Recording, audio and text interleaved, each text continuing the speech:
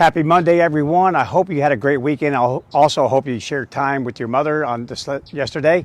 And today I want to talk about briefly, I've kind of talked about this before, about a couple months ago in some of my first videos. I addressed the question that is asked all the time. And the fact that I'm going over it again means it gets asked all the time. And that question is this: Bryan, how long must my dog hold the heel position? And again, the heel is that tight position where your dog is right next to you, right by either your left leg or your right leg, right next to you, not pulling you and remaining on one side of your body. I've always said that time period when the dog is here should only be as needed. There should be a modified version, a loose heel that is incorporated most of the time. And the reason being, it requires a lot of work on you and the dog to keep your dog right there in that nice heel position next to you. And because it does, we just have a tendency to not keep working the entire walk. If you're going on a 3-mile walk, guarantee you're going to be checking your phone, making a phone call, sending a text, adjusting your AirPods that you put in your ear, the music that you're going to play. All of these things will be adjusted while you are on your walk. And because of that, you're not going to be paying full attention to your dog. And in the last couple of videos, we've talked about habituation, how the animal will habituate to a signal that you're providing to it. They'll get used to the tight leash. You'll get used to them. You'll habituate to them. So next thing you know, that nice, tight, formal heel disappears. It fades into this out of control, very loose, very unmanageable type walking position. So again, heel is made for short distances, very heavy or at least moderate distractions and above. Case in point, I walked Captain this morning for 3 miles, and on three times I encountered other people walking by with their dogs. It was only then that I made Captain heel. Outside of that, it was relax, be relaxed. And what does relaxed heel mean for me? Stay on that side of my body or that side, depending on the heel. Captain will walk on both sides equally as well. Whatever side you find yourself on, when I say free while walking, you can relax. Meaning you're not allowed to pull me, but you are allowed to now smell the ground, sniff the ground, check the pee mail. You're allowed to park some of your attention, not all of it, on something else. I'm going to do the same. But when I say heel, all of your attention needs to be on me. All of it. You should maintain, and you will require to be paying attention to me if you're going to be able to maintain this position. So therefore, if you don't want to wear it out, you don't want to make it bad or fade, only use heel when you need it. The rest of the time is a soft heel, a relaxed heel. And when you're training this, make sure you train the tight formal heel first and then relax the standards. And when you do that, send a very obvious signal to the animal that you're doing so. Don't let it just fade. Don't let the dog just decide on its own when it can leave your side.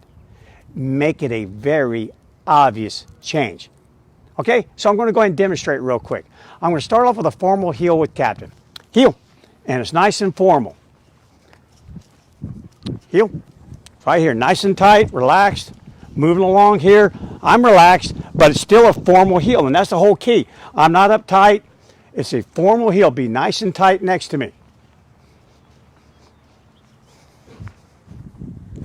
And then, free. Geez, now I can relax. And I make that a very different signal. You'll notice I'm holding the leash usually with just one hand at that point. I'm relaxed. It's kind of dangling down here. I'm just relaxed. But then also when I say heel, the pace picks up. I'm a little bit firmer about my handling. I'm walking more rigid. My arms are pumping. I look different. I feel different to the dog. Paying attention. There we go. And then free. Slow down a little bit. Relax a little bit. Let Captain check out what's going on out here. No big deal. Just nice and relaxed. Heel. And we take off again. Boom. Get to that heel position. Very good, buddy. Free. Then relax. Heel. And we go back to that tight heel. Then relax. Free.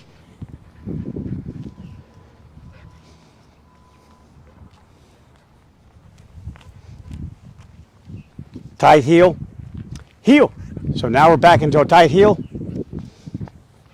Sometimes I do turns. Just make it to where the dog has to pay attention to you. Okay, you can one-hand it if you want to.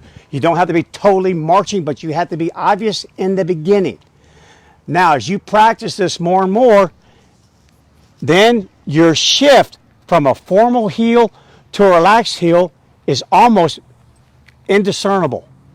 So in other words, heel, I'm formal, then free. And when I'm free, I'm relaxed. And you know, it's not a big change as far as Captain's concerned, more of a big change for me. Relaxed, heel. And usually, there, you see Captain, he dove so hard into my leg, he ran into it. That's because when I shift to a heel, I make it very obvious that I'm doing so when I'm training in the beginning. But as you move along, you'll be able to shift out of formal heel, that tight heel, to that informal heel, more relaxed, a little bit more leash extension. But shift the leash into one hand, the hand that you don't normally train with. Talk on your phone. Talk to someone you're walking with. Relax. And let the animal feel when that happens. So I use not just my body English, but I say the word free. And this free, again, as I've said before, comes with limits. You're never allowed to pull me. You're never allowed to trade sides unless I give you the command switch. So there you go, guys. Just remember, if you really keep your formal heel short in endurance, short in distance, only use it as needed, then you will keep that good, sharp heel. If you try to make your dog walk next to you formally, very tight, for a long period of time, you'll lose it.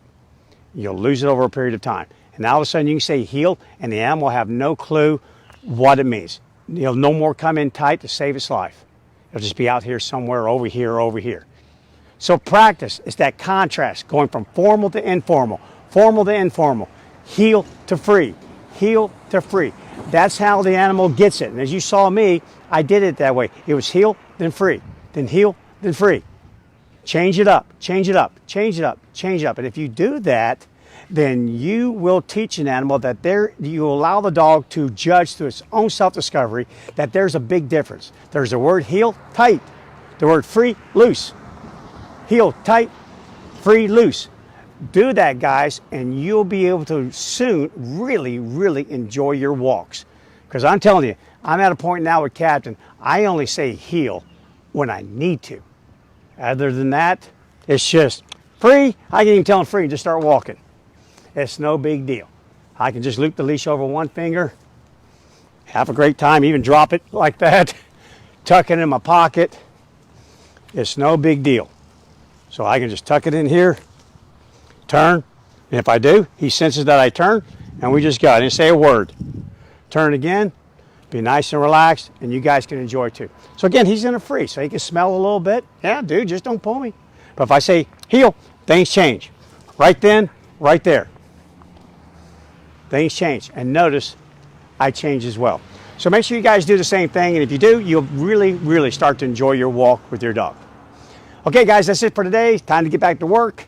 If you found this beneficial, share it, because obviously a lot of people need to know the answer to that question, because we get asked that question every single day, it seems like.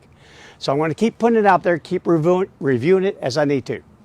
And other than that, if you have any questions of your own, send them in to us. I don't care how common they are. To Bryan with a Y, tamingthewild.com, or dump it on the Facebook thread. And I'll see you guys tomorrow.